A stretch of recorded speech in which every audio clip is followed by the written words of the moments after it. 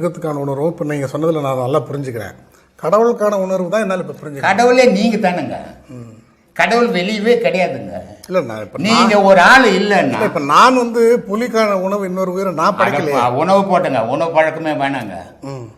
கடவுள்னு சொல்கிறது இப்போ எங்கேயாவது கடவுள் போய் எனக்குன்னு ஒரு கோயில் கட்டிக்கிறேன்பா நான் கட்டிக்குதா? எங்கேயாவது உலக உற்பத்திக்காக கடவுள் எதனா செய்திருக்குதா? ஒன்றும் செய்தது கிடையாது. கடவுள் மனிதனுக்குள்ள இருந்து அதுக்கு தேவையானதையும் செய்துக்குது, உலகத்துக்கு தேவையானதையும் செய்யுது. அப்போ கடவுள்னு சொல்கிற பொருள் எதுன்னா கடவுளே தான் சொல்லிங்குது. நீங்கள் தாங்க கடவுள். உங்களை விட ஒரு கடவுள் உலகத்தில் இல்லைங்க. மனிதனை விட ஒரு கடவுள் உலகத்தில் இல்லை. மனிதன் ஒருத்தன் இல்லைன்னா கடவுள்னு ஒன்று இல்லைங்க. அங்கே அன்பும் இல்லை, பாசம் இல்லை, ஒன்றும் இல்லை. எல்லாம் இந்த மனிதனுக்குள்ளே அடக்கும். இப்போ வந்து அவ்வளோ பெரிய ஒரு டிவோட்டியாகவும் அவ்வளோ பெரிய ஒரு ஒரு உலகம் பூரா ஒரு ஒரு இந்து மத கொள்கையை பரப்பின ஒரு விவேகானந்தர் எடுத்துக்கிட்டோம்னா, அவர் வந்து 100 இளைஞர்கள் வந்து கொடுத்தா இந்த சமூகத்தை மாற்றி காட்டுன்னு சொன்னார். ஆனால் வந்து அவராகவே ஒரு டேட்டை ஃபிக்ஸ் பண்ணி இறந்து போயிடுறாரு. சரி, அப்போ அவரால் 100 பேரை திரட்ட முடியல. அவருக்கு 100 பேர் கிடைக்கலையா, இல்லை அவரால் திரட்ட முடியலையா? அது என்ன இப்போ விதின்னு சொன்னீங்களே, அது அங்கே வந்து என்ன வச்சு பாருங்க. திடகாத்தமான மனுஷன் விவேகானந்தர். அப்போ அந்த விதி தான் அங்கே பவரா இல்லை சொல்கிறேன். இதை அப்படி எடுத்துக்க கூடாதுன்றேன். இல்லை விவேகானந்தர் மாதிரி அவர் வந்து 39 வயசு, குறைஞ்சது ஒரு 80 வயசு வரைக்கும் இருந்திருந்தாருன்னா அவர் 100 இளைஞர்களில் கொடுங்க, நான் இந்த உலகத்தை இந்தியாவை மாற்றி காட்டுறேன்னு சொன்னது நடந்திருக்கும். ஆனால் 39 வயசுலேயே அவர் முடிஞ்சு போனதால் அவர் நினச்சது செய்ய முடியாமல் போயிடுச்சு. இதுக்கு எது இங்கே தடையாச்சு? இல்லை நீங்கள் வந்து அவர் 80 வயசு வாழ்ந்துதானே 100 பேர் அவர் தட்டியிருப்பார்னு நினைக்கிறீங்க இல்லையா? நான் என்ன நினைக்கிறேன்னா, ஒரு 100 பேரை நம்மளால கடைசி வரைக்கும் திரட்ட முடியல. இதுக்கப்புறம் இந்த வாழ்நாளில் ஒரு நாள் கூட வாழ்றது நம்ம வேஸ்ட்டுன்னு. ஏன்னா அவர் தனக்குத்தானே முடிவு பண்ணி தானே அவர் சாப்பிட்றாரு. இல்லை இது நம்ம புரிஞ்சுக்கிறத பொறுத்து தாங்குது.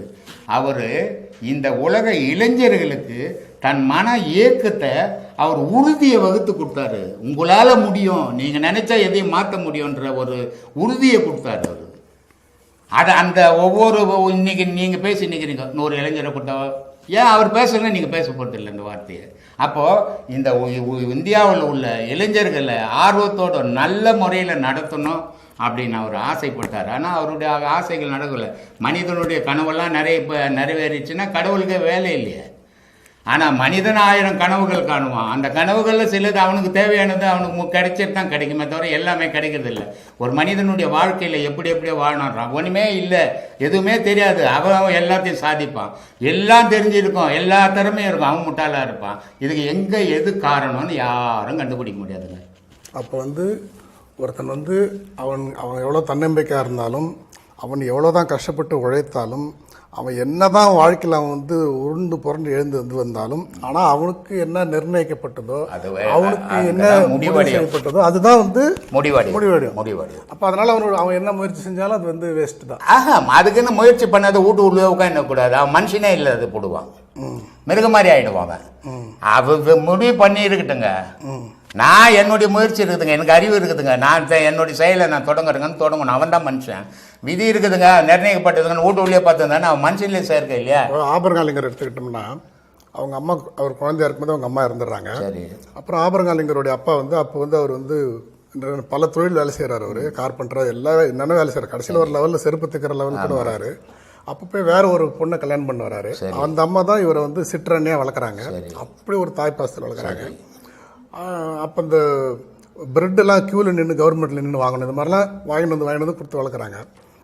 நீங்கள் சொல்கிற மாதிரி இந்த ஒரு விஷயத்தை வந்து இதுதான், இது இப்படி நிர்ணயிக்கப்பட்டது தான் அப்படின்னும் போது நாம் ஒரு செருப்பு தைக்கிறவருடைய மகனாக பிறந்துட்டோம், ஒரு தாய் இழந்துட்டோம். இதோட அடுத்த லெவலுக்கு நம்ம எப்படி போக முடியும்? அதில் வந்து பார்த்தீங்கன்னா நிர்ணயப்பட்டதால் தான் ஒரு செருப்பு தைக்கிறனுடைய தொழிலாளி அமெரிக்க ஜனாதிபதி. அவர் முயற்சி. அதே நேரத்தில் இப்போ முன்னாள் ஜனாதிபதி இருந்தார் கிளின்டன், அவருடைய மனைவி 2 தேர்தலில் போட்டி போட்டாங்க. எத்தனைக்கும் அவர் ஜனாதிபதியாக இருந்தவர். அவருடைய மனைவி தேர்தலில் ஏன் தோல்வி அடையணும்? அவ்வளோ நல்ல பேர் எடுத்தார். செருப்பு தைக்கின்னு ஜனாதிபதி ஆகிட்டான். ஜனாதிபதி பொண்டாட்டி இருந்தவங்க தேர்தலில் தோற்று போட்டாங்க. இதுதான் இங்கே நிர்ணயிக்கப்பட்டதுன்றது. இன்றைக்கி இருக்கக்கூடிய இளைஞர்களுக்கு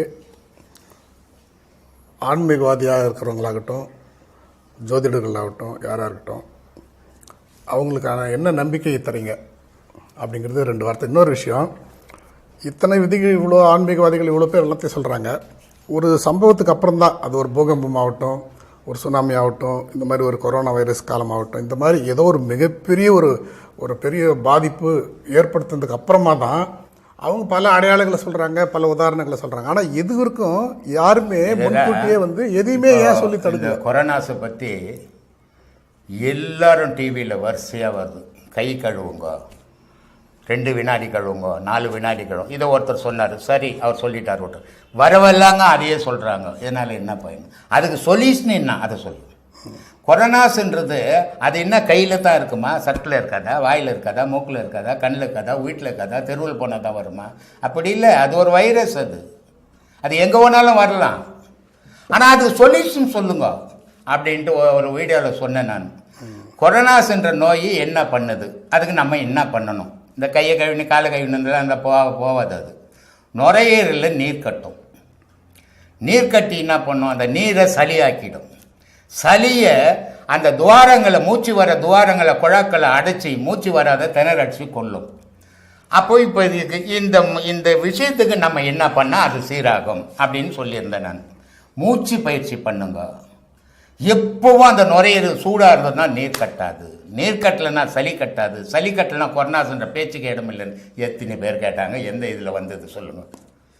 எவ்வளவோ நல்ல விஷயங்கள் சொன்னாலும் அது வராது. ஆனால் கை கழுவுறதோ கால் கழுவுறதோ ஓயாத சன் டிவிலையும் எல்லா டிவிலையும் போட்டு காட்டிக்கிறான். இது மிச்சம். நான் சொன்னது சயின்ஸு, நான் சொல்லிக்கிறது சயின்ஸ். அது என்ன கையில் தான் வருமா கொரோனாஸ்? அது ஒரு வைரஸ். அது மூஞ்சில் ஒட்டிக்கும், தலையில் ஒட்டிக்கும், சட்டில் ஒட்டிக்கும், வாயில் ஒட்டிக்கும், மூக்கில் ஒட்டிக்கும், காதில் ஒட்டிக்கும்.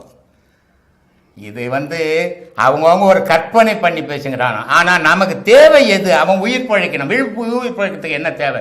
மூச்சு பயிற்சி அவசியம். இந்த மூச்சு பயிற்சி பண்ணும்போது அவனுடைய நுரையீரல் எப்பவும் சூடாக இருந்ததுன்னு சொன்னாக்கா அவனுக்கு மரணம் இல்லை.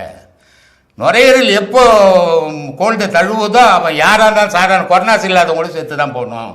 அதனால் இந்த பயிற்சியை பண்ணுங்கன்னு போன வீடியோவிலையும் நான் செய்தே காட்டினேன். ஒரு வீடியோவில் சொன்னேன், ஒரு வீடியோவில் செய்தே காட்டினேன் எப்படி செய்யணும் அதுன்னு கூட. இன்றைய இளைஞர்களுங்க தன்னம்பிக்கையோடு இருக்கணும். இன்னைக்கு மட்டும் இல்லை, இளைஞர்கள் உலகம் தோன்றிய காலத்திலேருந்து ஒவ்வொரு காலத்திலும் இளைஞர்கள் இருந்துக்கிட்டே இருக்கிறாங்க. ஆனால் இன்னைக்கு இருக்கிற இளைஞர்கள் அதிகமாக இருக்கிறதால தன்னம்பிக்கையோடு வாழணும். பிறரை நம்பக்கூடாது. உன்னை நம்பு. பிறரை நம்பி ஏமாறாத. நீ யாரையும் ஏமாத்தாத.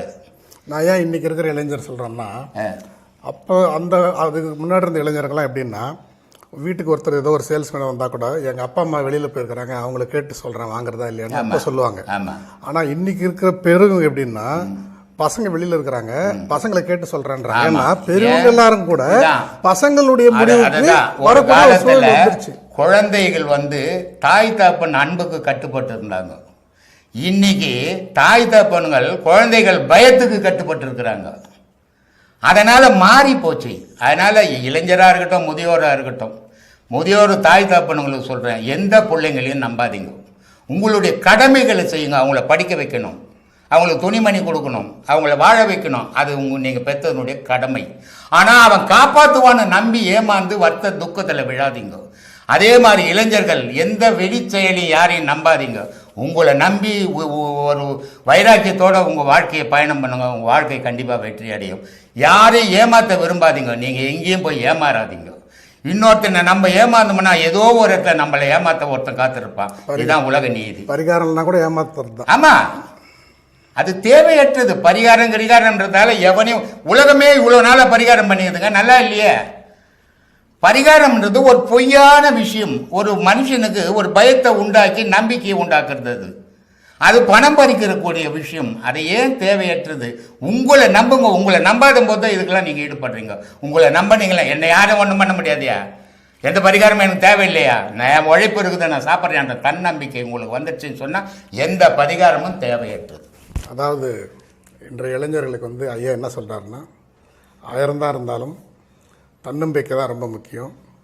உழைப்பு நம்புங்க, உங்களை நம்புங்க. வேறு ஜோசிக்கார் சொல்கிறதையோ இந்த பரிகாரம் சொல்கிறதோ இது எல்லாமே ஒரு ஏமாத்து வேலை. அதெல்லாம் அதனால் பிரயோஜனம் கிடையாது. அது அவங்கவுங்க பொழைச்சிக்கிறதுக்காக செய்யக்கூடிய விஷயங்கள். எதுவாக இருந்தாலும் உங்களுடைய உழைப்பு, உங்களுடைய தன்னம்பிக்கை மட்டும்தான் உங்களை வழிநடத்தி செல்லுங்கிறத ரொம்ப அற்புதமாக சொல்கிறாரு. கொரோனா போன்ற வியாதிகளுக்கு அதுக்கும் அவர் ரொம்ப அழகான முறையில் எப்படி நம்மளுடைய அந்த ஹீட்டு எப்படி பண்ணணும், அந்த ஹீட் போகக்கூடாதுங்கிறது வந்து எப்படி நம்ம அந்த ஹீட்டாக வச்சுக்கணும், இந்த நுரையீரலை எப்படி நம்ம வந்து பாதுகாத்துக்கணுன்றது வந்து ரொம்ப சாதாரணமாக எல்லாருக்கும் புரிகிற மாதிரி சொல்லியிருக்காரு. இது ஒரு நல்ல ஒரு சந்தர்ப்பம். இது போன்ற ஆன்றோர் சான்றோர்கள் வந்து இளைஞர்களுக்கு சொல்லக்கூடிய விஷயங்களை எல்லா இளைஞர்களும் பின்பற்றணும்னா நிச்சயமாக நமக்கு ஒரு நம்பிக்கை பிறக்கும். நன்றி, ரொம்ப அழகாக சொல்லியிருக்காங்க. உயிர்